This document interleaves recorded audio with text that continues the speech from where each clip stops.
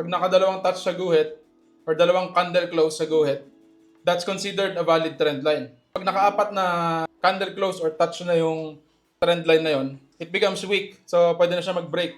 Kung titingnan natin dito, meron pa siya trend line dito. Yung pinakaunang touch or candle close or bounce sa trend line, 1, 2, 3. So, pwede pa tayo umabang ng isa pa. Ngayon, hanggat hindi nasisira tong trend line na to guys, we still bullish siya sa Bitcoin. Hindi porke nasa maganda tayong uptrend. Hindi pwedeng dire-diretso lang pataas. Parang ganoon. Kasi to make the market healthy or balance, kailangan meron ding pullbacks. Kaya napapansin ninyo, nagkakaroon tayo ng mga dump. Minsan malaki, minsan maliit lang. Depende yan, di natin alam yan eh. Pero we can expect na dapat every time na nagkakaroon ng malaking wave sa pagtaas, magkakaroon din yan ng dump or pullback to make the trend healthy or sustainable para magtuloy-tuloy yan. Kung papansinin nyo dito, ito, unang touch, nag-pump siya, nag-dump din. Ang criteria ko lang dito guys sa mga trend line, kailangan nabe-break niya yung mga previous high para masabi nating this is a good trend. Paano masasabi yun? Let's say, sample ito. Ito yung sample ng trend line. First touch, halimbawa, 1. Tapos nag-dump, which is the pullback. So ito ngayon yung high niya, first high. Ngayon, kailangan guys, para masabi natin magandang trend line to, is dapat yung next wave pump niya or next bounce niya, malalagpasan niya yung high. Malalagpasan niya yung previous high para masabi nating healthy trend line to. Tapos ito yung high eh. Dapat yung next move, mas mataas dyan. Which is ang nangyari naman dito, goods naman kasi ito yung unang touch, kung i-analyze natin tong trend line, ito yung first touch or first bounce. Tapos nag-create siya ng high dito. Tapos tsaka siya nag-dump or pullback. Tapos dito nag-bounce ulit, which is consider na natin to as second touch or second bounce. Tapos yung next pump niya is nilagpasan naman niya tong high. Ibig sabihin, this is a good, valid trend line.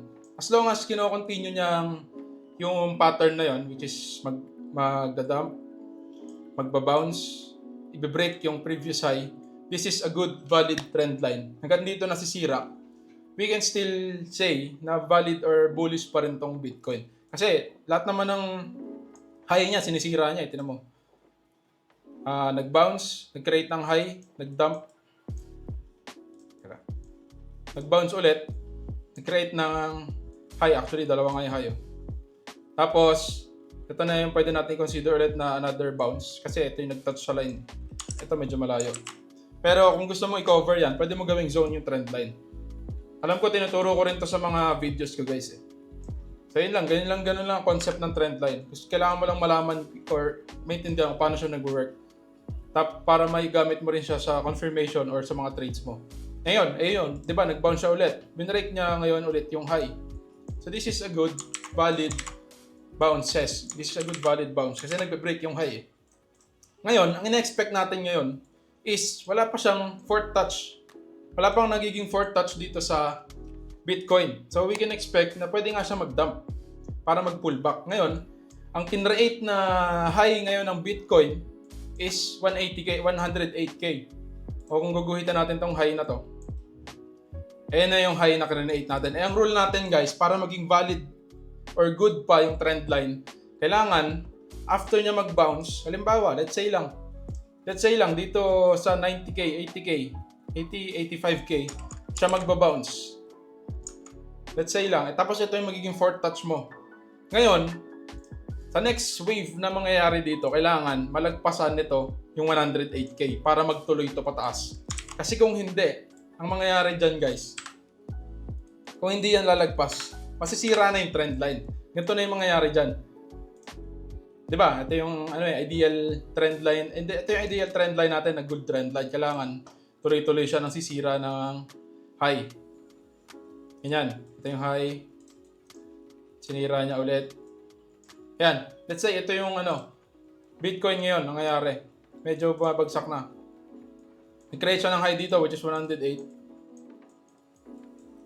Kailangan, so i-expect natin ngayon na magba-bounce, magda-dump, tapos magbabounce ulit. To make this trend a good trend or valid trend. Ngayon, scenario na hindi lumagpas to sa 108k. Okay, sige. Halimbawa, nangyari na nag-fourth touch siya dito sa trend line natin. Ngayon, bumalik siya sa 108k pero hindi siya lumagpas. Ang possible na mangyayari dyan is pwede siya maging double top ngayon dito. Tapos, a double top guys is a reversal pattern yan. Ibig sabihin, pag nag-reversal pattern niya, di mag-reverse na tong trend. Possible, dyan na magsimula yung downtrend. Ito ngayon yung first touch mo, tapos second touch. Tapos, downtrend na. Ganito yung nangyari guys, last bull run. Papansinin nyo sa weekly time frame 2021. Okay. Ito yung high. Ito yung wave eh. Teka. Since nasa weekly tayo guys. Teka. Punta tayo sa 1 day pala. Kasi masyado na palang malayo to.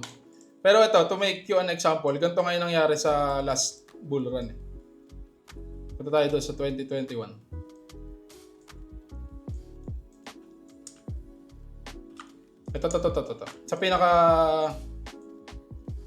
Actually guys, kung papansinin nyo, paulit-ulit lang ginagawa ng Bitcoin eh. Kaya makikita mo yung pattern na nangyayari. Tignan mo to ah. Ito yung...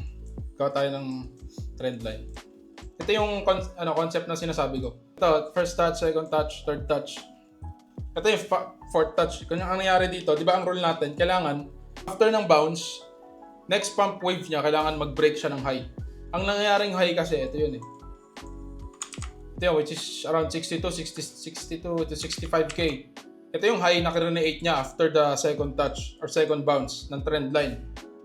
Ngayon, dito sa third touch, nag-third touch, tapos nag-bounce, hindi niya binrake tong high. Bumalik sa fourth touch, bumalik sa trend line. Ito, nag-touch ulit, which is the fourth touch. Ngayon, dito sa fourth touch pa din, hindi pa rin niya binrake yung high. Kaya nangyari, pagka bounce dito sa fourth touch, umangat, umuntog lang siya dito sa zone. Hindi niya nag-break sa high. Kaya ang nangyari, doon na nag-start yung malaking dump. Simula nung malaking dump simula nung peak, doon sa high nung Bitcoin. Ito 78k dump ng Bitcoin last 2021. Last bull market.